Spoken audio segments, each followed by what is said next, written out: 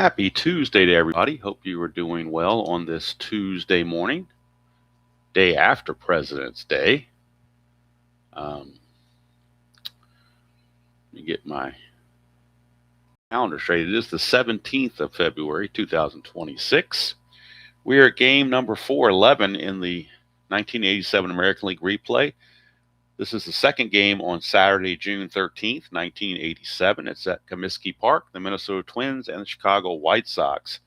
Comiskey Park is symmetrical. Singles are 1-9, home runs 1-4. Chicago won this game real world 6-2. Minnesota comes in 30-30, a dead even .500 record. Chicago 27-30. Starting pitchers for today's game, a couple of right-handers, Les Straker for the Minnesota Twins and Rich Dotson for the Chicago White Sox. Dotson has a -5 pitcher-catcher quotient. He is a -5 hold. Fisk is a 0 for a -5, so it'll be hard for the Twins to run. Conversely, Straker is a +2 hold, and Butera is a +2, so he's actually a +4. So that's going to be bad news. And also, Butera has a 14 pass ball rating, as well as a 7 on his T rating for throwing errors. So obviously, advantage White Sox for the defense. Go to our Strat computer and get this game ready to go. Got our dice right here. Rich Dotson on the replay is, let's go back first of all. Look at his 87 stats. 11-12 with a 4.17 ERA. He's doing significantly better on the replay. He's 6-3 with a 2.48 ERA. 91 innings pitched, 77 hits, 37 walks, and 54 strikeouts. So he is doing much, much better. On the replay, leadoff hitter is Dan Gladden of the Twins. Hello, Kevin. Dan Gladden of the Twins will lead things off. He's hitting .245 on the replay, 4 homers, 16 driven in. He hit .249 real world. And unlike yesterday when I forgot, before we have the first throwing of the dice and the first pitch, we have the ceremonial first sip. That has become a tradition. I missed it yesterday, forgot all about it for some reason. I guess I was a little out of sorts on a Monday. But it's back in practice now, and that is good coffee.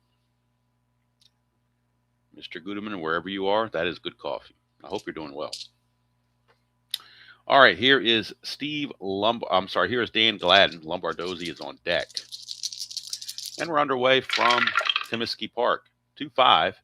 And that's going to be a ground ball to short. And Greg Gagney's back in at shortstop. So I guess whatever was, I'm not Greg Gagney. This is Guillen that makes the play, but Gagney will be at shortstop for the Twins today. So whatever was previously ailing him apparently has gone away. But Gladden grounds out to Ozzie Guillen, 1 away. And here's Steve Lombardozzi, second baseman. Lombardozzi hitting .262 on the replay, 2 homers, 15 driven in. He hit .238 real world. Good morning, Dan. I had an interesting game yesterday, Dan, that or last night, I should say, offline in Fall Classic. I noticed I was playing the Pirates. I'll show the card real quick. Sid Bream. I was playing the Pirates, 1989. And I noticed Sid Bream, look at all these walks and pluses he's got on his card. I looked it up because he attempted 4 steals, was caught all 4 times. You can notice his stolen base rating here is a 0, and his stolen SBA is a 0 to 4, 0 for 4. So I guess this is forcing you, because if you didn't play the auto steals, you'd never try to steal with him. So I guess this is the game's way of trying to get those 4 caught steals. He's only had 36 at bats, so that's why there's so many of them, because in just 36 at bats, 48 plate appearances when you count the 12 walks, he got caught stealing 1 every 12 times. So that's why it's in there. I thought that was very unique. It took me a second to figure this sucker out. It was a 0, but I figured he could have possibly had an advantage if the catcher had a weak arm. It would have made him a +2, but the catcher had an average arm, so he was a 0, so he was automatically out to begin with. But I just thought it was rather interesting how that came up. Something new that I did not notice, but kind of a nice little nuance there for Fall Classic. But anyway, just thought I'd mention that. since I know you are a Fall Classic player. All right, so Lombardozzi stepping to the plate against Dotson, 1-6, and he's going to ground to short. So Ozzie Guillen staying busy over there. 2 up, 2 down, couple of ground outs to Guillen. 2 quick, easy outs for Dotson. And that'll bring up Kirby Puckett. These are the teams I played offline in the previous games scheduled. They had a doubleheader, and they split the doubleheader. So one team trying to get the advantage over the other after the split. Here's Kirby Puckett. Puckett hitting .322 on the replay. 9 homers, 35 driven in. He hit .332 real world. That's a 2-2, and he's going to foul it out to Carlton Fisk. Easy 1-2-3 inning for Mr. Dotson.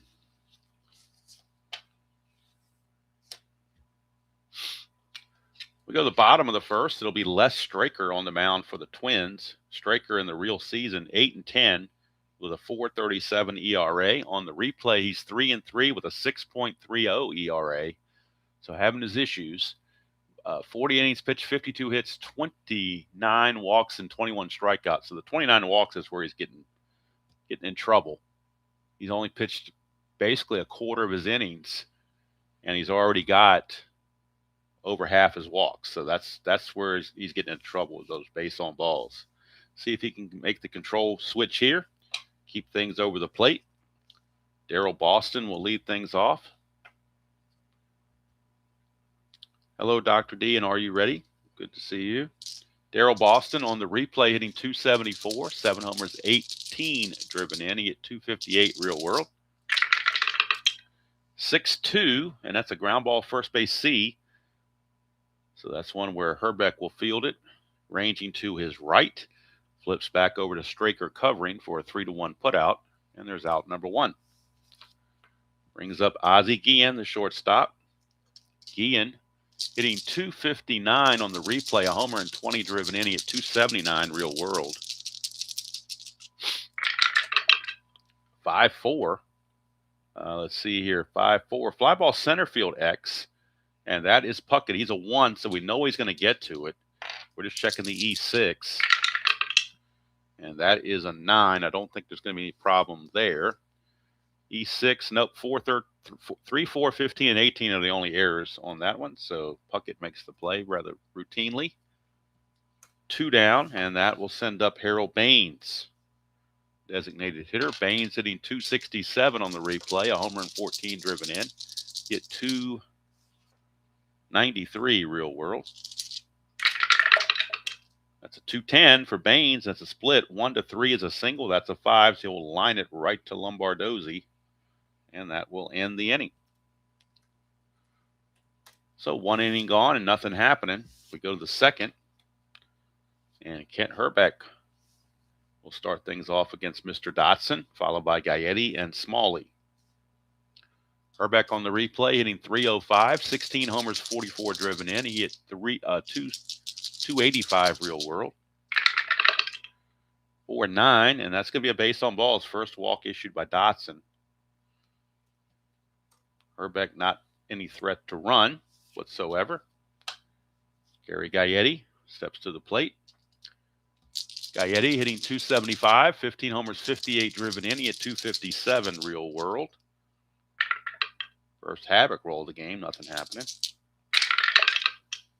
6-10, ground ball third base X, potential double play chance, but Hewlett is a 4 E22, so Hewlett's got to get to it first. 4-17, he definitely will get to it. 4-17. 4-17 is a G1, so it would be a double play. That's a 9. Hewlett is an E22 at third. E22, there's no 9, so it will be an around the horn double play, not a Giovanni's Tailor Shop tailor-made double play, but it's an around the horn double play. Maybe I need to find a sponsor for the around the horn double play as well. I don't know. Maybe Dodge or something, because they are Ram tough supposedly. Around the horn. Double play. 2 quick outs for Roy Smalley. designated hitter. He's hitting 257 on the replay. 2 homers, 18 driven in. He at 275 real world. That's a 3-5, and that's going to be a base on balls. So another walk for Dotson, but the double play got him out of the first walk. Smalley, of course, no threat to run whatsoever. Brings up Tom Brunansky. He is the right fielder for this game. Hitting 260 on the replay. 8 homers, 29 driven in. He at 259 real world. Nothing on the Havoc. Oop, and we got a red die hanging up here. So let's redo this. 3-10, and that is a strikeout. First strikeout for Dotson. And that will end the inning. Nothing doing for the Twins. We go to the bottom of the second, no score from Comiskey Park. Straker will face Walker, Calderon, and Fisk for the Pale Hose. Walker hitting 217 on the replay, 4 homers, 22 driven in. He at 256 real world, so a little bit on the struggling side. 3-7, and he will continue to struggle as he strikes out. First strikeout for Straker. 1 away, and that's going to send up Calderon. Right fielder. Calderon is hitting 288 on the replay. 7 homers, 21 driven in. He at 293 real world. That's a 3-11, and that's a ballpark blast on the 3-11. It's only a 1-4, though, and that's an 11, so that will just be a deep fly to left field that Gladden puts away on the track. 2 down, and that will send us to Carlton Fisk. Carlton Fisk. Fisk on the replay hitting 261, 6 homers, 21 driven in. He at 256 real world. 6-3 is a fly ball right field X. We're looking at Brunansky. He's a 2E4. 2E4 for Bruno. 2-17 is good all day long. E4 and a 7 shouldn't be an issue. And it is not. 3, 4, 15, and 18 are the errors there. So good play for Brunansky. And just like that, 2 quick innings with nothing happening. Go to the third. Still no score from Comiskey. Bottom of the order for the Twins, it'll be Gagne, Butera, and Gladden.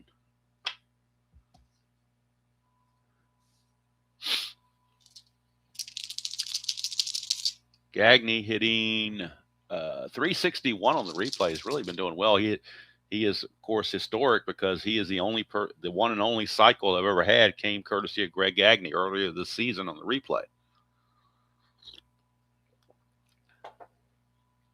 He's hitting 361, 5 homers, 26 driven in the replay at 265 real world. 1-5, he'll draw a base on balls. That's the third walk issued by Dotson. Gagne now could try to run, but Dotson's at -5, so it would not be smart for Gagne to try to go anywhere. Here's Butera. Butera hitting 250 on the replay, just 3 for 12. But those 3 hits, 2 have been doubles and 1's been a homer.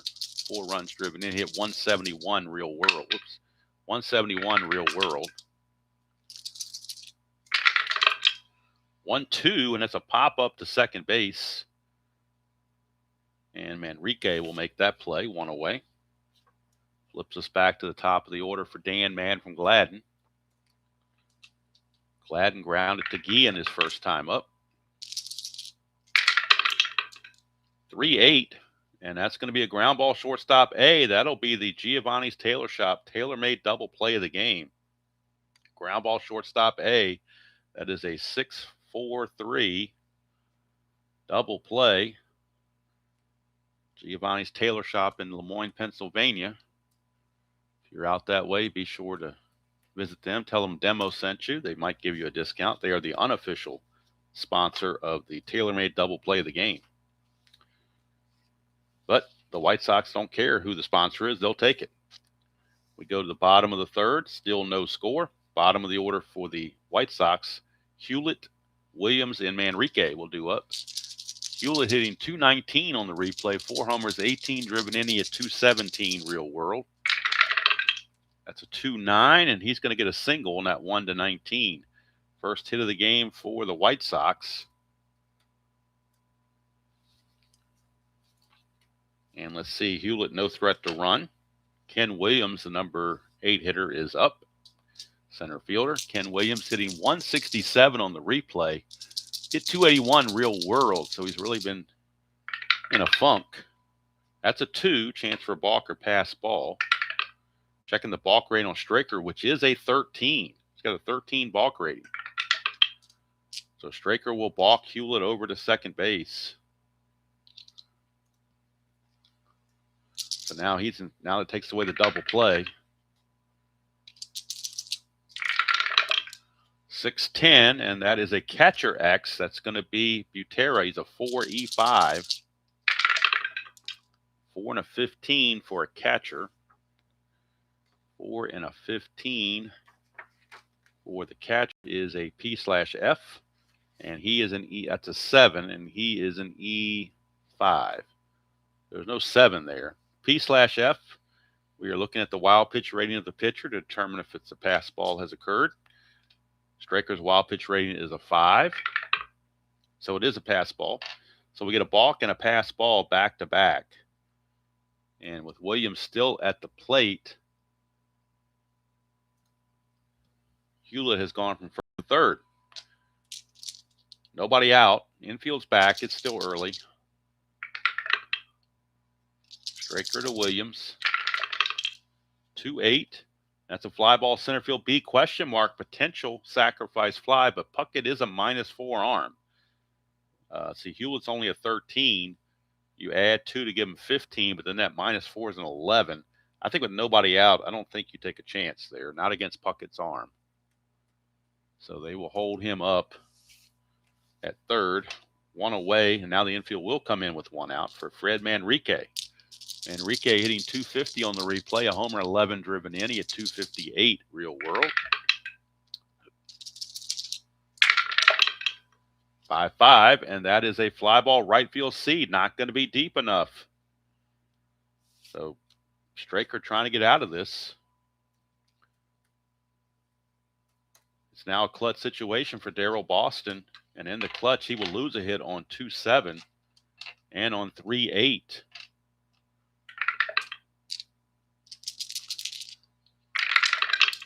That's a 3-4, and he's going to ground it right back to Straker, and that's going to do it. So Hewlett gets to third with nobody out and can't score. Maybe the ultra-conservative base running on that possible sacrifice fly may have scored a run had they tried it, but if you try it and you're out, you look foolish. So it's kind of a no-win situation there. We go to the top of the fourth, and you think with nobody out, you'll eventually get the run home. But they couldn't do it. So Lombardozzi steps to the plate. 5-3, and that's a fly ball right field. X Calderon's a 3E6. 3 and a 13 is going to be pretty good all day long, I would believe. 3 and a 13 is going to be fine. Let's see here. That's a 10. Usually aren't too many errors on 10s. Calderon's an E6. Nope, nowhere near an error on that, so Calderon makes the play. 1 down.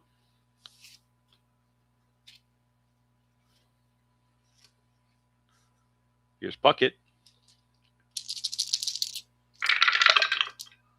5-10, and that is a ballpark single check. I'm sorry, 5-10 is a home run check straight up.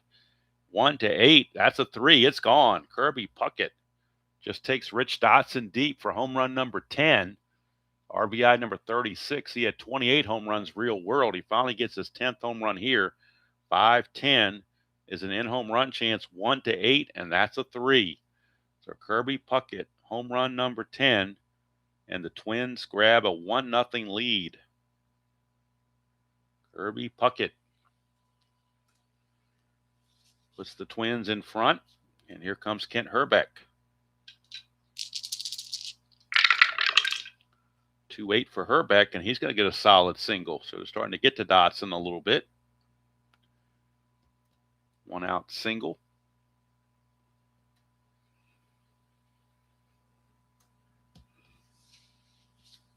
And that'll send up Gary Gaetti. He hit into a double play his first time up. Dotson looking for him to do the same here. 1-7, but he won't. He might get a double, though. 1 to 11 is a double. That's a 6. It'll be a double 2 stars. That'll put runners at second and third with only one out. Infield will come in now. With one out and runners at second and third, they will bring the infield in for Roy Smalley. Try to choke that run off. Smalley walked his first chance.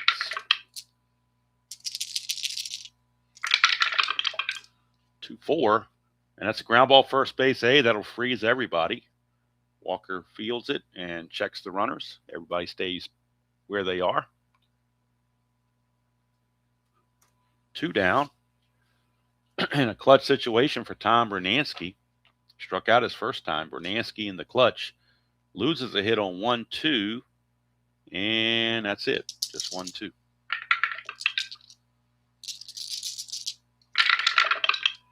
4-9, and he'll draw a base on balls. That's the 4th walk issued by Dotson in 4 innings. He's definitely had his control issues. Puts runners on the corners. Bernansky, no threat. Well, he could get the lead, but against that -5, they're just not going to try it. So Greg Gagne steps up. Clutch situation for Gagne. He loses a hit on 2-8 and 3-8.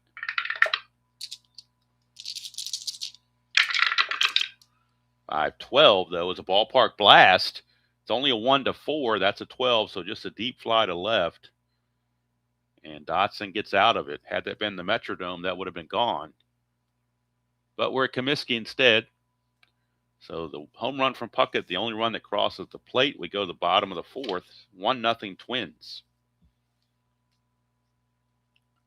And Ozzie Guillen will lead off for the White Sox to try to get that run back. 5-12. That's the ground ball first base C. Herbeck will field it. Flip to Straker covering. And that's 1 away. Harold Baines, so-called Hall of Famer. 5-6, and that's a strikeout for Straker. Only his 2nd strikeout of the game. 2 up, 2 down. His other strikeout was to Greg Walker, his first time up.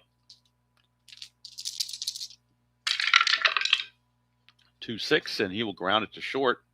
Gagne is there. It's a 1-2-3 inning for Les Straker. And we go to the top of the 5th, still 1-0. Remember, the White Sox won this game real world 6-2. But there's still 5 innings to go, so anything can happen. Butera will lead things off for the Twins. Butera, his first time up, popped it up to Fred Manrique at second. 6-6, and that's a line out right to Manrique. Oops, wrong spot up here. Line out to Manrique, 1 away. That'll take us to Dan Gladden. Gladden's 0 for 2, including hitting to a double play. 2-4, and he's going to line it right to third baseman Timmy Hewlett for out number 2. 2 up, 2 down, and that's going to send up Steve Lombardozzi. Tomorrow's game will be from Tiger Stadium. It'll be the Boston Red Sox and the Detroit Tigers. There's Lombardozzi, 1-8. That's a ground ball to short, and that'll do it. Bob Stanley against Walt Terrell, I believe, is the pitching matchup in that one. So there could be runs galore in that game. Combining those 2 pitchers plus the ballpark effects of Tiger Stadium will probably lend to a lot of runs. All right, so we go to the bottom of the 5th. Straker has a fatigue of 6, Dotson fatigue of 7. And here is Yvonne Calderon.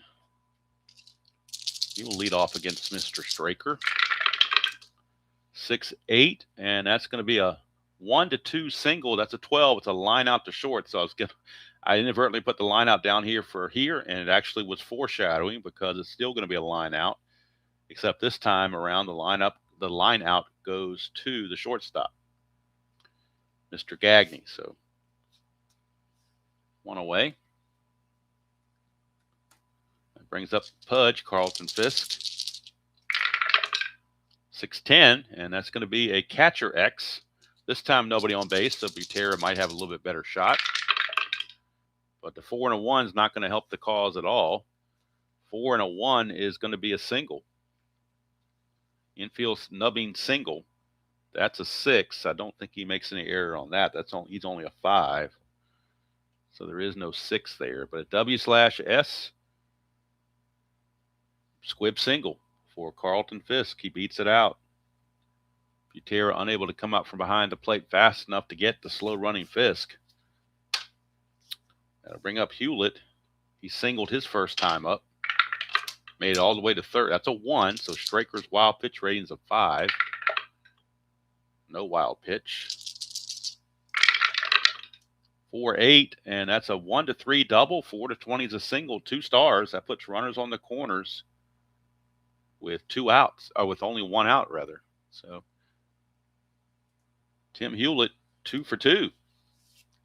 And here's Ken Williams. He's got a chance to at least get a sac fly and tie the game. Infield will be playing back for the double play. Double play gets him out of the inning.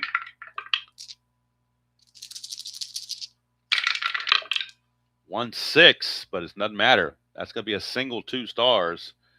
RBI single for Ken Williams. 3 hits in a row, and the White Sox have tied this game. Hewlett motors over to third. Runners again on the corners. Only 1 out. Williams now looking to get a lead. That +4 from Straker makes it tempting. 6, 7, or 8 to get the lead for Mr. Williams to steal second base. That's an 8. He gets the lead. He's going to go 17, being held to 15, but the +4 is a 19. Butera has a T rating of 7. And that's going to be a stolen base. Put runners at second and third with only 1 out. Now the infield is going to have to come in.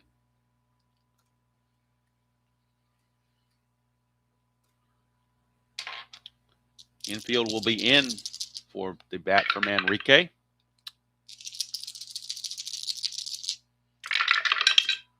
5-7, and that's a 5-7 is a ground ball shortstop. Actually looking at Gagne. He's a 2E24.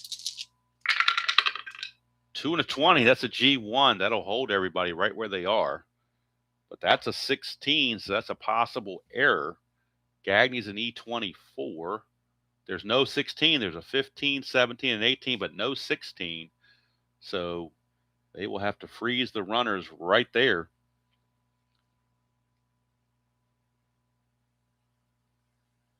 They will stay put. But without the stolen base, that would have been an inning-ending double play. At least the White Sox still have a chance now with 2 outs to get some runs home. Clutch situation for Daryl Boston. He will lose a hit in the clutch here on 2-7 and on 3-8. Boston. 2-6, and that's a strikeout to end the inning. So Straker gets out of it with just the 1 run. We go to the 6th. We are tied at a run apiece. And for Straker, that is strikeout number 3. So top of the 6th we go. Heart of the order coming up for the Twins. It'll be Puckett, Herbeck, and Gaetti. Due up. Puckett homered his last time up for his 10th home run of the year. 2-4, and that's going to be a ground ball to third. Easy play for Hewlett. 1 away. And that'll send up Kent Herbeck.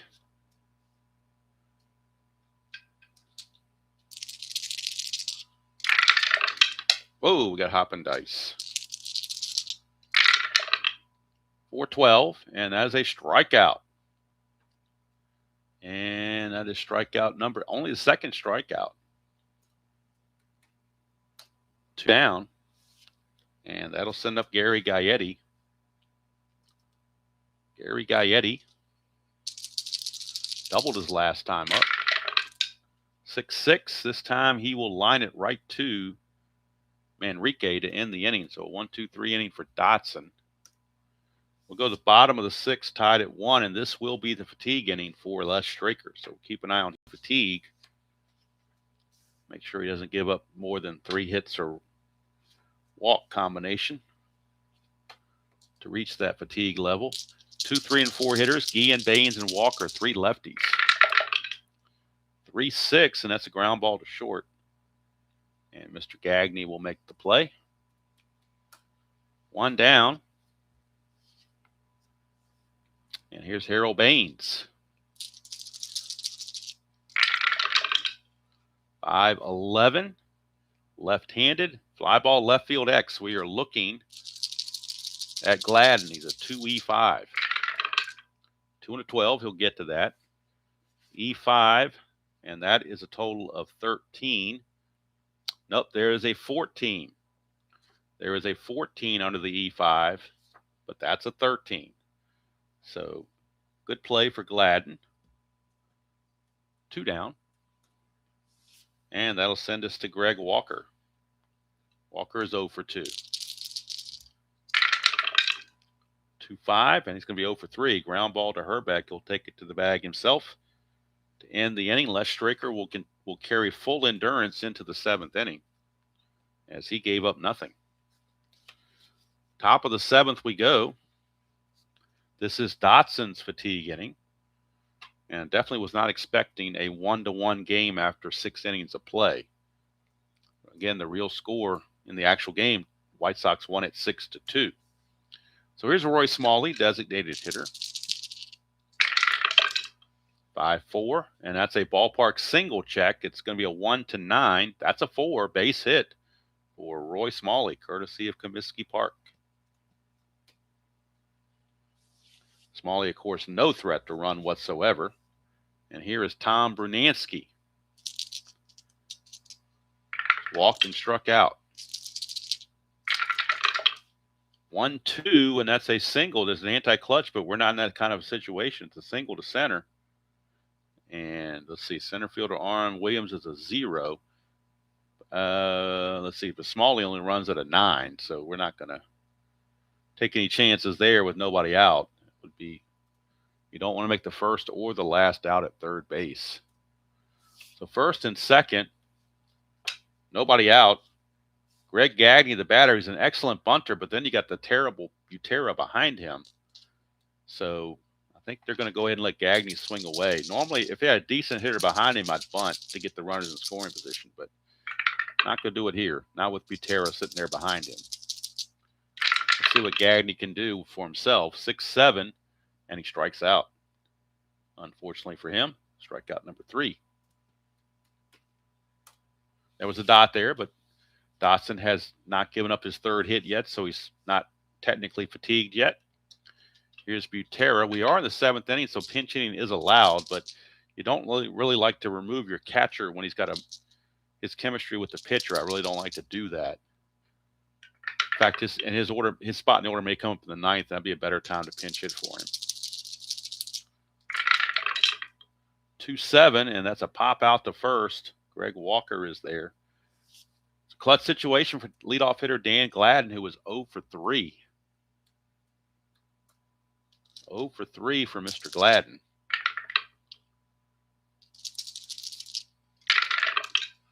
That's a 1-7, and he's going to strike out to end the inning. So the 2 singles to start the inning didn't come to any fruition of runs for the Twins. We go the 7th inning stretch. And since the game's been kind of rolling along, we will not take a break. We'll just keep rolling. Coffee's still pretty warm. Straker carrying full endurance into the bottom of the 7th because he gave up nothing in the 6th. And that'll be Ivan Calderon to lead things off. Calderon 0 for 2. 6-2 is a ground ball right back to Straker. Easy play, 1 away. That'll send up Carlton Fisk. Fisk 1 for 2, scored the only run for the White Sox. 3-10 for Fisk. He's going to single to right field. Leadoff single. And that'll send up Tim Hewlett. He is 2 for 2.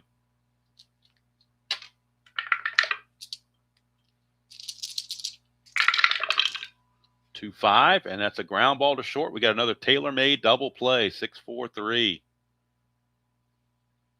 Giovanni's Tailor Shop sponsors it again. 2-5, ground ball shortstop A. That will take care of it. Pitcher's best friend. And we go to the 8th inning. We are still tied at 1 apiece, and Straker will continue into the 8th. He's got endurance.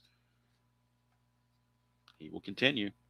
Dotson back out, and he'll face Lombardozzi, Puckett, and Herbeck here in the top half of the 8th inning. We get a 5-6, and that's a fly ball to right field.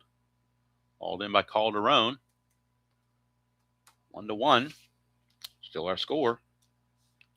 Puckett, he homered for the only Twins run of the game.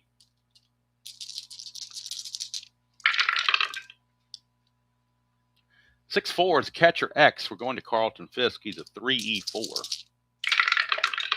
Nobody on base. 3-11 with nobody on base. 3-11 is going to be a foul out, assuming there's no error. That's an 11, and Fisk is an E4. Definitely no 11 there, so it's just a foul out to Fisk for out number 2. Going to bring up Herbeck. He's dangerous.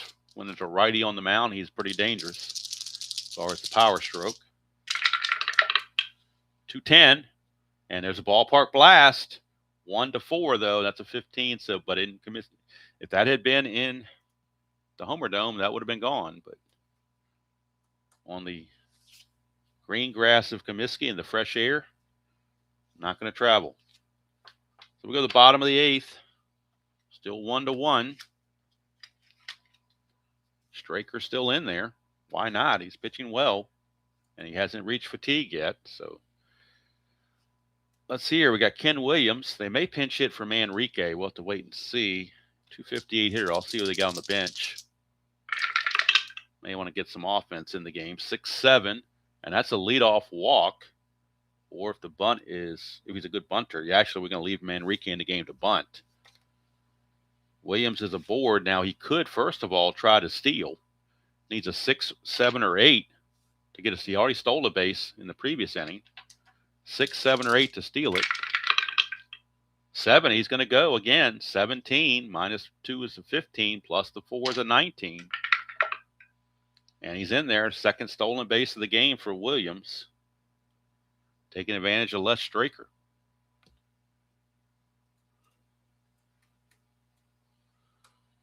So he's at second base with nobody out, and now you don't have to worry about bunting. You might be able to just bring up a hitter in here and see what you can do with him. Let's see who's on the bench for the White Sox, rather. You got Gary Reedus, Ron Karkovice, Pat Keedy, Jerry Royster, who later goes to the Yankees, and Jerry Hairston. Not exactly a murderer's row of pinch hitters. Royster is 265.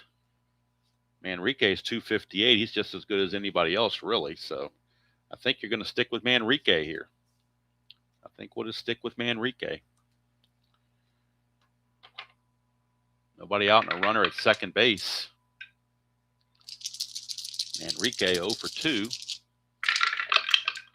That's a 3-7, and he will strike out. For Straker, that is strikeout number 4. Back to the top of the order for Darryl Boston. He is 0 for 3 with a strikeout, but he is a left-handed hitter, so we're not going to pinch hit for him. That's a 2. Chance for a balk or pass ball. Chance for a balk again. Straker's a 13 balk. He's already balked once. He's going to balk again, and that'll put the runner to third with only 1 out. Second balk issued by Les Straker. What is this, 1988?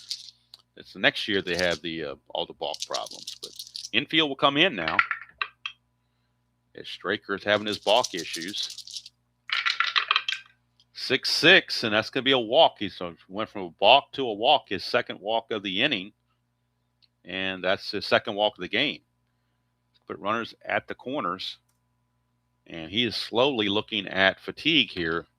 And I believe the Twins are going to the bullpen. They're going to a left-hander, as we have left-handers coming up in force. except they don't have a left-hander. That's the problem in the bullpen right now. They don't have an active left-hander on the roster. So they're going to have to go to somebody else that they maybe trust, if there is such a thing. Let's go to their bullpen. These are the guys I'm showing available: Keith Atherton, Juan Berenguer, George Frazier, and the closer, Jeff Reardon. That's all they have that I can see in their bullpen. They do have Randy Neiman, but he is not carded. Randy Neiman is not carded, and he's terrible. In real season, he was 1-0 with an 8.44 ERA, and he walks the whole world. He walks 7 batters in 5 innings, and I don't think you want to bring him in this situation and walk guys. So they're going to have to go with a right-hander. Let's see who's the most available. Looks like Keith Atherton. Yep, Keith Atherton's the best rested. So they will go to Keith Atherton out of the bullpen. It'll be Mr. Atherton. He is 7-5 on the real season with a 4.54 ERA and 2 saves. On the replays, 1-5 with an ERA of 9 and 3 saves. 35 innings pitched, 40 hits, 15 walks, 27 strikeouts. So he has a high number of strikeouts, which they could really use a strikeout right about now. And he's going to be facing Ozzie Guillen. So Keith Atherton will be on to pitch. He is a 0 hold, so that makes him a +2 on the hold. Boston at first base could try to get a lead. It'd be a 1-15, but with a guy at third, you really don't want to make that second out there. So they're going to hold him there. He'll be held on, but he won't go anywhere. And here's Ozzie Guillen. Big chance for Guillen to give the White Sox the lead. 2-8, and it's a 1 for a double. 2-20 is a single. Single 2 stars. That'll give the White Sox a 2-1 lead. Scoring is Williams. That run is charged to Straker. And Atherton couldn't get it done. Atherton could not get it done. So the White Sox lead it by the score of 2-1. Still only 1 out. Guillen, 18, being held as a 16, be a 1-16, but you got Harold Baines coming up, so we'll let Baines swing away. They are holding Guillen at first, though. Infield looking for that double play. There's a lot of ground ball A's on Harold Baines' card. 1-6, and we found one of them. Had he been playing the infield in, that would have gotten through for a single, but by playing back, you get the tailor-made 4-6-3 double play. And that ends the inning.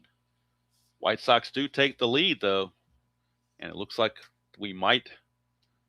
Well, we're going to let Dotson try to finish what he started, but they do have bullpen activity in case he starts to get into trouble. We'll finish the book now on Straker. He's going to give up 2 runs. In fact, I'll go to the computer to get the totals completely on Mr. Straker.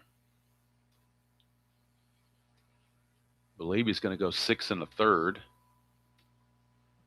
Actually, 7 1/3 for Straker. 5 hits, 2 runs.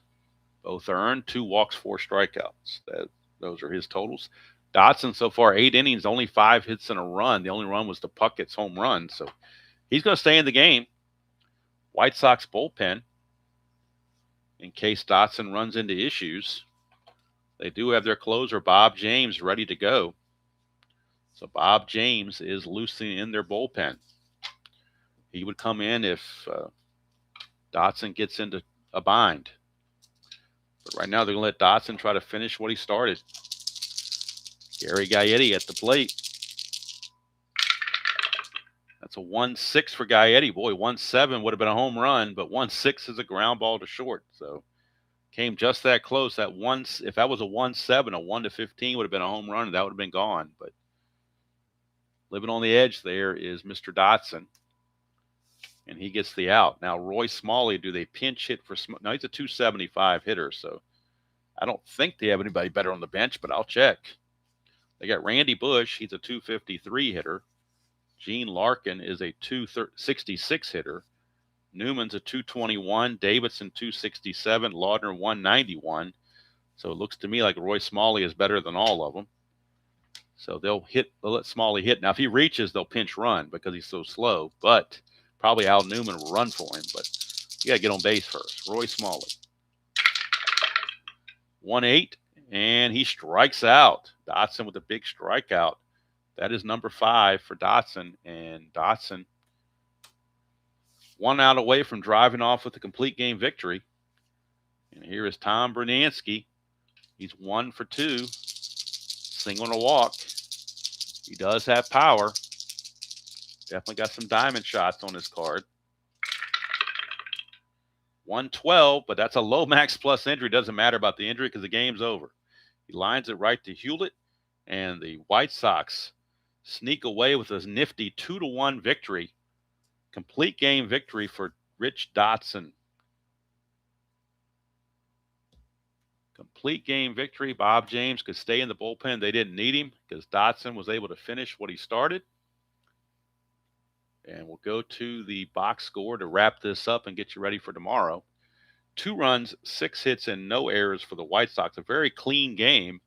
1 run, 5 hits, and no errors for the Twins. White Sox left on 4, Twins left on 6. Dotson, the winner, is now 7-3.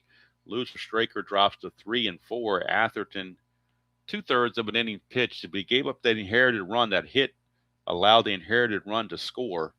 So it was charged to Straker, but really Atherton blew that situation there. And there we go. So game 411 is in the books. Minnesota falls to 30-31. White Sox improved to 28-30. So if we look at and obviously the player of the game is Rich Dotson for his complete game victory. Looking at the league stats, Chicago now has pulled to within a half a game of Minnesota. Minnesota's in 3rd place, 6.5 back, but the Sox are 7 games back as they are 28-30, and Minnesota drops to 30-31. So we're looking at tomorrow's game, and we're kind of playing out the rest of the schedule. Tomorrow's game will be in Detroit. It'll be Bob Stanley against Dan Petrie. Thursday will be in Kansas City. It'll be the California Angels against the Royals. That'll be Willie Frazier against Mark Gubicza. And on Friday, we'll be at the Kingdome in Seattle. It'll be Phil Niekro against Mark Langston. Those are the games that are upcoming in this 87 replay for this week. Probably will play another Steve Carlton game shortly, and also probably offline we'll play some more Fall Classic just to practice. So thank you all for spending part of your Tuesday morning with me. Again, the White Sox defeat the Twins just like they did in the real game, but the score was a little bit different, 2-1 instead of 6-2. All behind Rich Dotson, 5 innings of 9 hits, 9 innings pitched, 5 hits and a run. You know, I forgot to total up his walks and strikeouts on the computer, so I'll do it up here. He had 5 strikeouts, and I believe he walked 4. He walked 4 in the first 4 innings, but after that, he didn't allow any walks after that. So that is his complete line right there. So we move on, and we'll need a new score sheet tomorrow because I've already used the front and back of this one. Milwaukee Yankees on the front side, and here on the back side, game 411 is the White Sox taking over for the Twins. So until next time, enjoy playing whatever game you choose to play, however you choose to play it, and I will see you all down the road.